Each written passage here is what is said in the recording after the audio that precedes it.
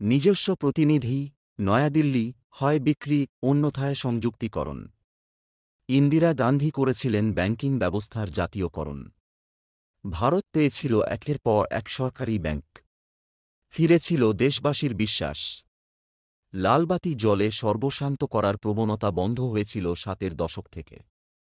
কিন্তু ২০১৪ সালে মেদি সরকার ক্ষমতাসীন হওয়ার পর থেকে সিদ্ধান্ত নেয় ব্যাংকগুলিকে হয় বিক্রি করা হবে অথবা সংযুক্ত করা হবে।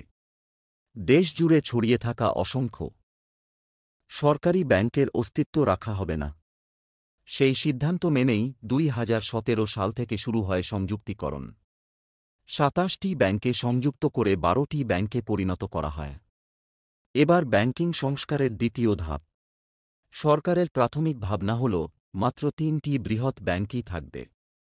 বাকি সব ব্যাংকে এই ৩ ব্যাংকে মিশিয়ে দেওয়া হবে। অর্থাৎ ৯টি ব্যাংকের পৃথক অস্তিত্ব থাকবে না। শুধুমাত্র state bank of India, Punjab national bank এবং কানাড়া ব্যাংক থাকবে।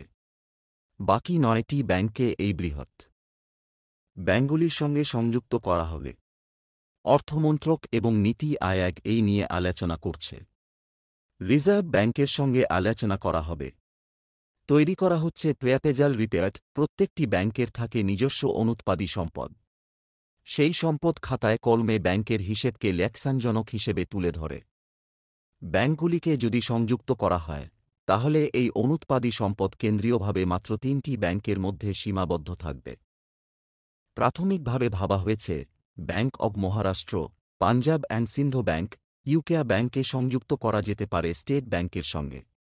Bank of Baroda, central bank, Indian overseas ব্যাংকে সংযুক্ত করা হতে পারে পাঞ্জাব ন্যাশনাল ব্যাংকের সঙ্গে। ইউনিয়ন ব্যাংক, ইন্ডিয়া ব্যাংক এবং ব্যাংক অফ ইন্ডিয়াকে যুক্ত করা হতে পারে কানাড়া ব্যাংকের সঙ্গে। যদিও সবটা এখনও প্রস্তাব এবং ভাবনার স্তরে। আগামী কয়েক মাস ধরে এই প্রস্তাব নিয়ে আলোচনা হবে। রিজার্ভ ব্যাংকও মতামত জানাবে। তবে সরকার চাইছে যে সিদ্ধান্ত